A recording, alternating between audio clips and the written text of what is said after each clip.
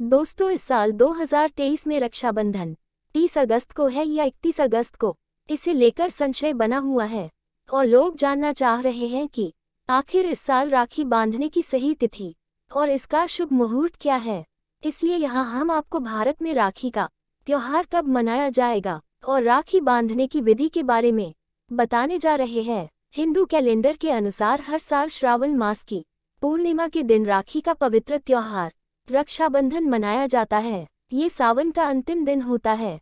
इस साल रक्षाबंधन बुधवार 30 अगस्त और गुरुवार 31 अगस्त 2023 यानी दोनों दिन मनाया जाएगा। लेकिन राखी बांधते समय भद्राकाल का विशेष ध्यान रखना होगा। आइए अब आपको रक्षाबंधन 2023 कब है, इसका शुभ मुहूर्त, पूजा विधि और पूर्णिमा तिथि के बारे में बताते हैं। दोस्तों, इससे पहले अगर आप सभी ने हमारे चैनल को सब्सक्राइब नहीं किया है तो चैनल को सब्सक्राइब कर लें और वीडियो को लाइक करना ना भूलें। इस साल 2023 में रक्षाबंधन का त्योहार 30 और 31 अगस्त यानी दोनों दिन मनाया जा रहा है। हालांकि भद्रा लगने के कारण राखी बांधने का शुभ मुहूर्त काफी कम समय का होने वाला है। दरअसल रक्षाबंधन का पर्व श्रावण मास की पूर्णिमा तिथि को मनाया जाता है। इस बार सावन पूर्णिमा 30 अगस्त 2023 को सुबह 10:58 बजे से आरंभ हो रही है, लेकिन इसके साथ ही भद्रा भी लग जाएगा और ये 30 अगस्त को रात 9:01 बजे समाप्त होगा। क्योंकि भद्रा काल में राखी बांधना निषेध माना गया है, इसीलिए 30 अगस्त की रात 9:01 से 31 अगस्त की सुबह 7:05 बजे पूर्णिमा तिथि समाप्त होने तक रक्षाबंधन का त्योहार मनाया जा सकता है। ज्योतिषियों के अनुसार भद्रा काल समाप्त होने के बाद यानी 30 अगस्त की रात 9:02 बजे से अगले दिन 31 अगस्त की सुबह 7:05 बजे तक राखी बांधना बेहद शुभ और मंगलकारी होगा। इस दौरान बहनें अपने भाइयों की कलाई पर राखी बांधकर रक्षाबंधन का त्योहार मना सकती हैं। शास्त्रों में भाई को रक्षा सूत्र बांधने के लिए दोपहर का समय उत्तम माना गया है, क्योंकि इस बार दोपहर के समय भद्रा का साया है, इसलिए प्रदोष काल में राखी बांधना उचित होगा। हालांकि प्रदोष काल मुहूर्त 30 अगस्त 2023 की रात 9:01 बजे से रात 9:23 बजे तक केवल 24 मिनट का है। भद्रा काल के विषय में एक कथा भी प्रचलित है। शास्त्रों के अनुसार भद्रा काल को अशुभ माना जाता है और इस दौरान सभी शुभ कार्य टाले जाते हैं। ऐसे में भद्रा काल में बहनों को भाई की कलाई पर राखी नहीं बांधनी चाहिए। ऐसा करने से भाई के जीवन पर संकट आने की आशंका होती है। इसके साथ ही बहन के जीवन पर बुरा असर पड़ सकता है। बताया जाता है कि रावण की बहन शूर्पणखा ने भद्राकाल में रावण को राखी बांधी थी, जिसके परिणाम स्वरूप 1 वर्ष के भीतर ही रावण और उसके पूरे वंश का विनाश हो गया था। इस कारण भद्राकाल में रक्षाबंधन मनाना वर्जित है। राखी वाले दिन बहन और भाई दोनों सुबह समय पर उठ जाए और नहा धोकर स्वच्छ कपड़े धारण करें। अच्छा होगा यदि बहन और भाई राखी बांधने से पहले व्रत का पालन करें। शुभ मुहूर्त पर बहनें पूजा की थाली में राखी, रोली, अक्षत, मिठाई आदि रखें और दिया जलाएं। राखी बांधने से पहले बहनें अपने भाई के माथे पर रोली और अक्षत का टीका लगाएं। अब बहनें भाई की दाहिनी कलाई पर राखी बांधें। अब बहन अपने भाई की आरती उतारे और मिठाई खिलाएं। इसके बाद भाई अपनी बहन को उपहार के साथ ही हमेशा उसकी रक्षा करने और हर परेशानी में उसका साथ देने का वचन दे।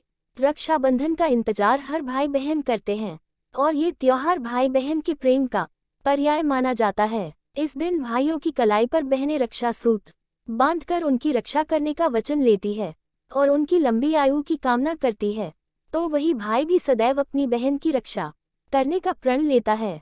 ये परंपरा आज से नहीं बल्कि पौराणिक काल से ही चलती आ रही है और इसके पीछे कई पौराणिक कथाएं भी प्रचलित हैं। पहली कथा। पौराणिक कथाओं के अनुसार प्राचीन काल में जब राजा बलि अश्वमेध यज्ञ करा रहे थे, उस समय भगवान विष्णु ने राजा बलि को चलने के लिए वामन अवतार लिया और राजा बलि से 3 पग धरती दान में मांगी।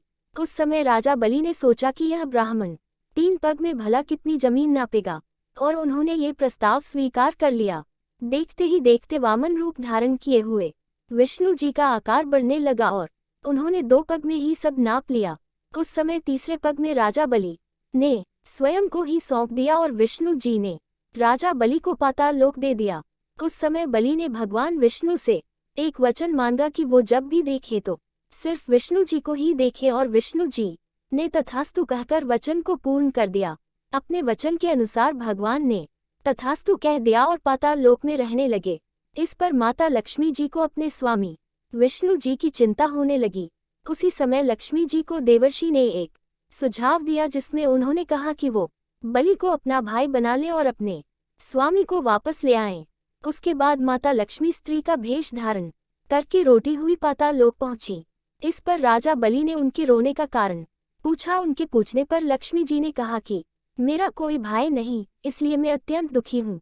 तब बलि ने कहा कि तुम मेरी धर्म बहन बन जाओ। इसके बाद लक्ष्मी जी ने राजा बलि को राखी बांधकर अपने स्वामी भगवान विष्णु को वापस मांग लिया।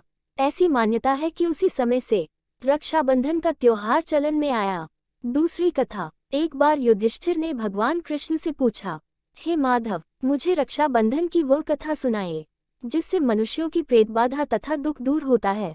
भगवान कृष्ण ने कहा, हे पांडव श्रेष्ठ, एक बार दैत्यों तथा असुरों में युद्ध छिड़ गया और यह युद्ध लगातार 12 वर्षों तक चलता रहा। असुरों ने देवताओं को पराजित करके उनके प्रतिनिधि इंद्र को भी पराजित कर दिया। ऐसी दशा में देवताओं सहित इंद्र अमरावती चले गए। उधर विजेता दैत्यराज ने तीनों लोकों को अपने वश में कर लिया। उसने राजपद से घोषित कर दिया कि इंद्रदेव सभा में न आए तथा देवता व मनुष्य यज्ञ कर्म न करें, सभी लोग मेरी पूजा करें।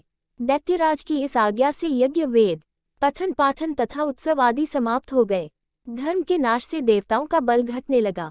ये देख इंद्र अपने गुरु बृहस्पति के पास गए तथा उनके चरणों में गिरकर निवेदन करने लगे, गुरुवर, ऐसी दशा में परिस्थितियां कहती हैं कि मुझे यही प्राण देने होंगे। न तो मैं भाग ही सकता हूँ और न ही युद्धभूमि में टिक सकता हूँ। कोई उपाय बताए। बृहस्पति ने इंद्र की वेदना सुनकर उसे रक्षा विधान करने को कहा। श्रावण पूर्णिमा को प्रातःकाल निम्न मंत्र से रक्षा विधान संपन्न किया गया। इंद्राणी ने श्रावणी पूर्णिमा के पावन अवसर पर द्विजों से स्वस्तिवाचन करवा कर रक्षा का तंतु लिया और इंद्र की दाहिनी कलाई में बांधकर युद्धभूमि में लड़ने के लिए भेज दिया। रक्षाबंधन के प्रभाव से दैत्य भाग खड़े हुए और इंद्र की विजय हुई। राखी बांधने की प्रथा का सूत्रपात यही से होता है।